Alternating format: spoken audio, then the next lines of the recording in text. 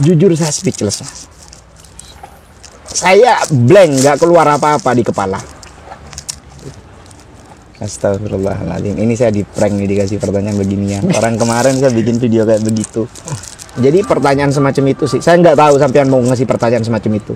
Tapi pertanyaan semacam itu perlu jadi renungan sih memang.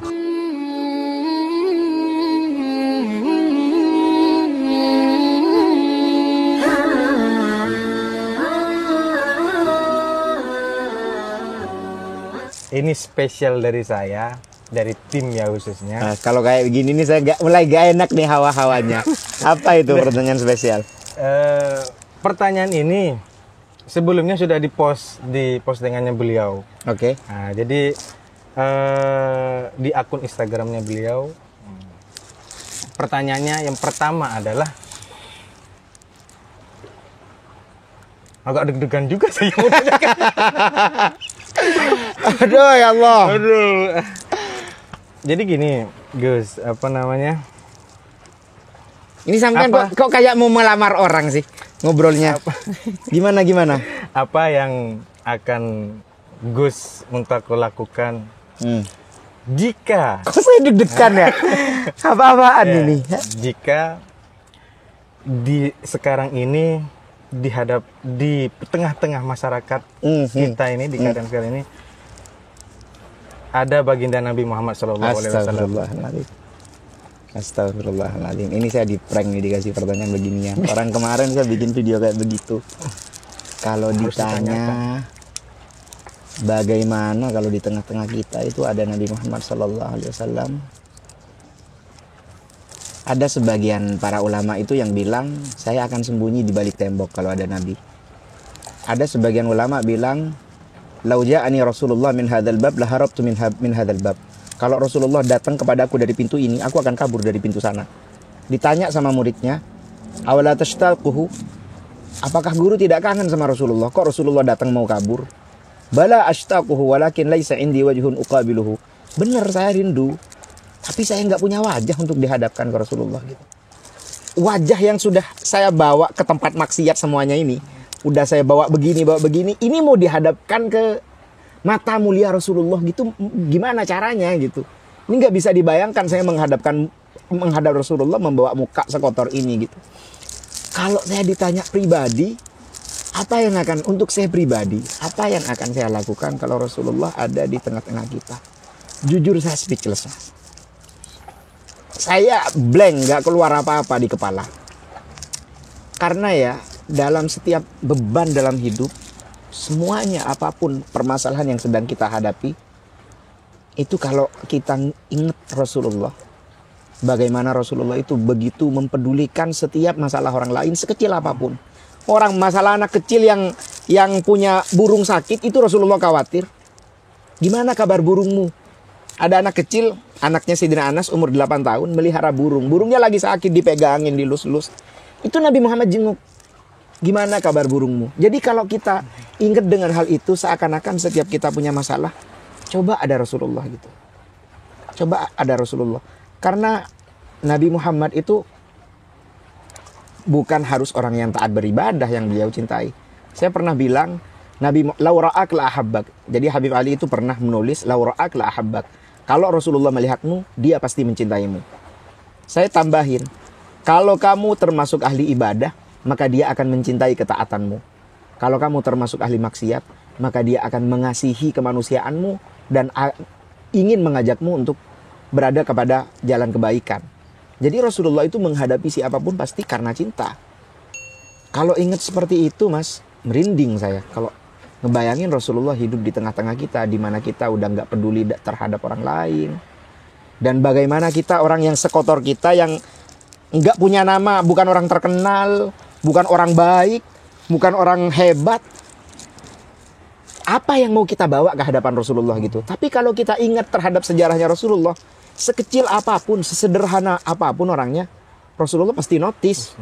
Beda dengan selebgram. Selebgram itu kalau akunnya sudah centang, komen-komen yang masuk tuh nggak ada yang dibaca. Komen yang dibaca yang masuk ke akunnya itu, coba tuh siapa tuh? Anya Geraldine. Saya tahunya Anya Geraldine itu, Bang. Anya Geraldine tuh yang komen orang ribuan. Itu nggak ada yang dibaca sama dia. Tapi Rasulullah pernah di suatu ketika ada seorang wanita tua, orang sederhana, bukan orang kaya, bukan orang berkedudukan tinggi. Jadi wanita sederhana, cuman dia punya hobi nyapu di masjid. Jadi tiap hari dia nyapu di halaman masjid. Dan orang masuk ke masjid itu ya lalu lalang biasa aja, nggak bertegur sapa dengan wanita ini. Orang biasa. Suatu ketika wanita ini meninggal. Saat wanita ini meninggal, para sahabat ya langsung, ya udah ayo kita mandikan, kita sucikan, kafani, dikubur. Nggak lapor ke Rasulullah. Kenapa? Karena kata para sahabat, ya ngapain kita mau lapor ke Rasulullah, ini wanita sederhana, wanita biasa kok, nggak perlu seheboh itu.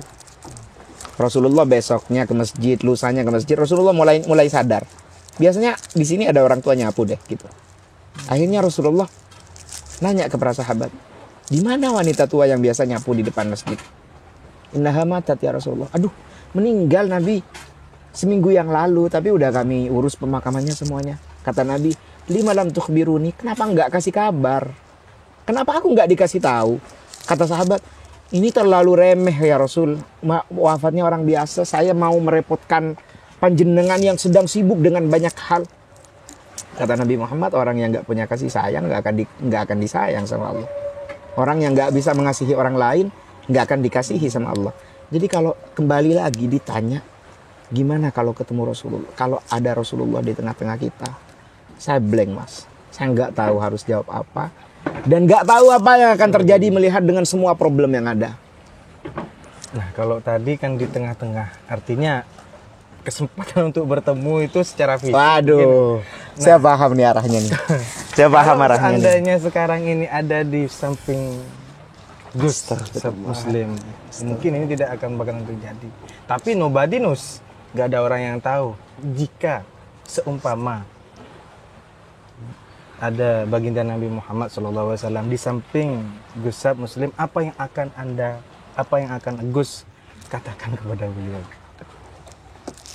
Seandainya kalau Rasulullah ada di samping saya atau satu ruangan berdua dengan saya, mungkin saya mau cium kakinya mas. Mau cium kakinya, saya cuma mau bilang maaf aja, maaf. Kenapa? Saya itu sering ngebayangin gini. Saya pribadi kan, yang seperti yang saya deskripsikan di awal, lahir di pesantren. Sering sama orang dipanggil kiai, dipanggil ustadz, atau kadang pengajian. Seolah-olah yang saya sampaikan dari mulut ini semuanya tentang Rasulullah gitu. Ngobrol dengan siapapun, arah topik pembicaraannya selalu mengarah ke agama, ke ajaran Rasulullah. Tapi ya jujur gitu, sebagai anak muda biasa masih bangsat mas gitu. Masih jauh banget. Kadang belum lagi soal maksiat ya.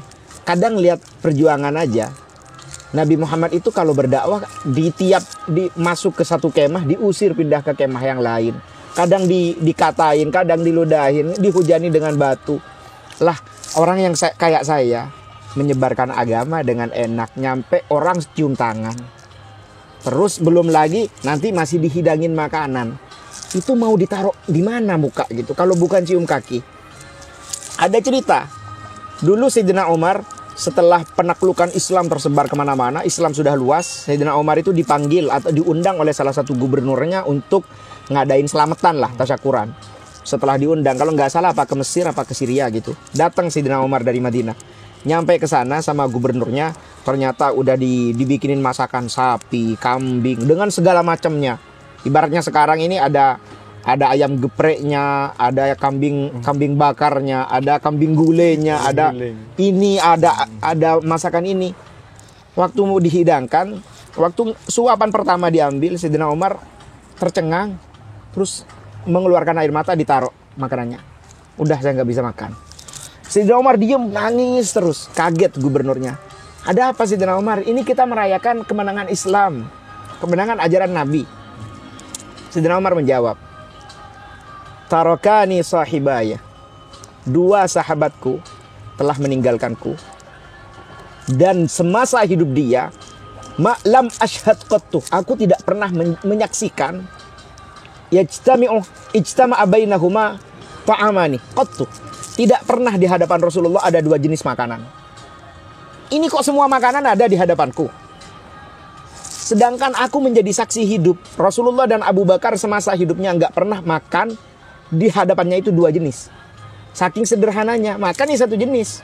Nggak sampai ada dua jenis. Sedangkan ini aku begini. Kata gubernurnya itu, ya sudah wahai Amirul Mukminin, Rasulullah dan Abu Bakar sudah di surga. Ini kamu sekarang mensyukuri. Bi'sal kismatu. Waktu itu, kalau tidak salah gubernurnya atau siapanya namanya Khalid. Bi'satil kisma ya Khalid. Sungguh nasib yang paling buruk Khalid. Rasulullah dan Abu Bakar dapat surga, saya dapat kotoran ini ya. Dapat makanan ini. Jadi kadang kalau berdua dengan Rasulullah mau bilang apa? Ya mungkin cium kaki mas. Cium kaki sambil minta maaf gitu. Cium kaki minta maaf. Itu aja sih yang tergambar. Mungkin di bayangan kita yang terbersit Rasulullah akan ngelus kepala kita dengan kasih sayang. Tapi Rasulullah itu yang kita takutkan, takut pas sekalipun ya kita tahu besarnya kasih sayang Rasulullah. Tapi yang kita takutkan saat kita cium kaki, Rasulullah bilang misalnya, terlalu banyak kamu lukain aku. Udah terlalu sering kamu lempar kotoran ke mukaku gitu. Kalau kita masih bisa ngebayangin kasih sayang Rasulullah, yang mana Rasulullah bahkan ke orang kafir juga bisa kasih sayang. Oke, tapi kita harus ingat bahwa nanti di telaga Nabi Muhammad, saat umat semuanya minta dikasih minum ke Nabi Muhammad. Nabi Muhammad itu makhluk yang paling kasih sayang. Tapi ada 1-2 orang yang oleh Nabi Muhammad diusir. Yang kata para ulama, itu orang paling celaka. Kok bisa makhluk sepenuh cinta Nabi Muhammad musir orang, itu berarti orang yang paling celaka udah. Jadi kalau kita ngebayangin ketemu Rasulullah, kalau kita cium kaki terus sama Rasulullah ditepuk-tepuk pundak kita, mungkin ya alhamdulillah itu udah syukur banget. Diizinin cium kakinya itu syukur banget. Tapi kita juga harus pikir sebaliknya. Kalau misalnya waktu kita mau cium kaki ke Rasulullah sambil bilang maaf, misalnya Rasulullah nggak mukul kita, nggak marahin kita, cuman Rasulullah bilang, ngapain kamu cium kakiku? Mau apa kamu cium kakiku? Kamu udah terlalu sering bikin aku malu, terlalu sering lempar kotoran ke mukaku. Kalau Rasulullah bilang gitu, kita mau lari kemana gitu? Saya jadi teringat sama kalamnya salah satu ulama.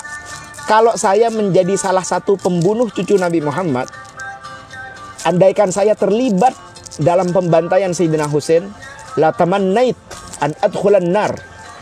Demi Allah saya berharap masuk ke neraka aja daripada masuk surga. Kalau saya termasuk dari pembunuhnya Sayyidina Husain, kenapa? Kalau saya tinggal di surga, mau ngapain di surga? Rasulullah nggak ridho sama saya. Rasulullah nggak mau ketemu saya. Rasulullah murka pada saya. Saya di surga mau ngapain? Mending masuk neraka aja sekalian. Jadi pertanyaan semacam itu sih. Saya nggak tahu sampean mau ngasih pertanyaan semacam itu. Tapi pertanyaan semacam itu perlu jadi renungan sih memang. Iya. Perlu jadi renungan. Dalam setiap tindakan, aktivitas kita, setiap hari bahkan perlu tanyakan, kalau hari ini, detik ini Rasulullah ketemu saya mau ngapain gitu. Nah begini juga Ustadz, nah sekarang Ustadz saya emang Beda-beda. Jadi begini Gus, saya tuh sebenarnya sempat suatu kejadian yang mungkin menurut saya itu di luar ini saya. Jadi waktu serakalan nih, kalau serakalan ini kan bahasa Madura ya, sorak apa bahasa Arabnya apa? Lagi syarfal anam. Nah, syarfal anam. Lagi marhabanan lah. Marhaban itu. Ada beberapa anak-anak muda itu yang akeje itu. Saya tuh nggak tahu tepak potenya mungkin saya, tepak ada hidayah. Tepak malaikatnya itu. Ya Allah. Arya anak-anak muda ini apakah nanti nggak butuh syafaat Nabi gitu? Kok berani-beraninya akeje, bahkan sambil arokoan, bahkan ada gelek. Nah, saya tuh merasa ya Allah seporen lah cakanca ini. Ya apa? Pas nangis saya tuh sebenarnya. Iya. Kok beda? Kok bisa ada Saya orang seperti ini? punya 2 tanggapan untuk sampean itu. Yang pertama, kalau soal nangis itu harus mas. Sebetulnya harus sering nangis. Terlebih kalau maulid tuh. Dulu itu di Madura khususnya, saya nggak tahu di luar Madura. Di Madura itu kalau maulid itu ada minyak wangi yang dibawa ke atas, tapi merek khusus tuh. Saya lupa namanya. Itu baunya aneh juga, nggak terlalu harum. Kenapa dulu pakai itu? Bukan karena wanginya katanya, tapi karena dulu orang kalau lagi marhabanan itu banyak yang pingsan katanya. Saking dari mereka khusyuk. Kalau udah di maulid tuh banyak orang pingsan, makanya minyak itu katanya ditaruh di sini untuk orang yang pingsan. Untuk orang yang... Sekarang minyak itu udah nggak dipakai karena udah nggak ada yang nangis, bahkan boro-boro pingsan. Jadi kalau masalah nangisnya ya itu harus disyukuri, alhamdulillah. Tapi yang kedua, kalau ketika lihat orang seperti itu akan lebih membanggakan kalau Rasulullah lihat kita bisa merangkul mereka, ngajak mereka untuk sadar gitu. Jadi kayak orang yang bercanda waktu sholat, gimana caranya mereka untuk kita hadapkan ke Rasulullah dalam keadaan baik, untuk kita sadarkan. Kata Rasulullah, la an yahdiyallahu bika rajulan wahidan khairun min humurin na'am. Kamu menjadi perantara atau sebab hidayah untuk satu orang, itu lebih baik bagimu dari seluruh dunia ini. Seluruh harta yang bisa kamu miliki tidak lebih baik daripada saat kamu menjadi perantara satu hidayah untuk satu orang. Jadi kalau lihat seperti itu, dipandanglah dengan, bukan dengan bukan dengan ini orang ini gimana, tapi gimana ya saya bisa ngajak adik-adik anak muda ini yang sekarang waktu marhabanan malah dia bercanda. Gimana cara menyadarkan dia bahwa kita sedang menyebut Nabi Muhammad gitu. Karena Nabi Muhammad akan jauh lebih senang, lebih cinta ketika sampean punya inisiatif semacam itu. Ini koreksi juga buat saya. Iya, koreksi Koreksi juga buat saya. Aduh, ini kalau dilanjutkan ini bisa seharian nih. Bisa sampai kapanpun ini. Ini sudah mulai panas sebenarnya ini. Sudah artinya kalau mesin itu udah mulai panas, pertanyaan ini, terus suasana cair. Kasih penutup dah, segera kasih penutup. Mumpung belum jauh kemana-mana ini. Oke, saya gak tahu harus mau ngomong apa ini. Yang jelas insya Allah ada part 2 nanti, ada part 4 bersama Gustaf Muslim. Insyaallah. Nah, jadi ini kebetulan kami Tretan Java juga mau ke Pamekasan. Nah, dan juga singgah di Sampang karena memang kita pengen banget ini podcast sekarang ini loh. Alhamdulillah. Dengan Gus Muntako. Sekarang berubah lagi. Nah, jadi itu aja yang bisa kami tayangkan. Artinya di sini terus dukung kami. Insya Allah nanti kedepannya kita akan menyajikan konten-konten podcast yang berkualitas dan juga inspiratif. Nah, jadi tadi ada ini bisikan juga dari Gus akan mengundang para Insya Allah. Saya akan bantu carikan link-linknya tuh. Alhamdulillah. Nah, jadi terima kasih banyak. Siap, sama-sama Bang. Semoga tidak bosan. Insya Allah nggak akan. Kalau untuk konten-konten beginian saya senang malah ngobrol. Alhamdulillah. Rabbil alamin. Oke, gitu aja dulu. Wabillahi taufiq wal hidayah. Wassalamualaikum warahmatullahi wabarakatuh. Waalaikumsalam warahmatullahi wabarakatuh.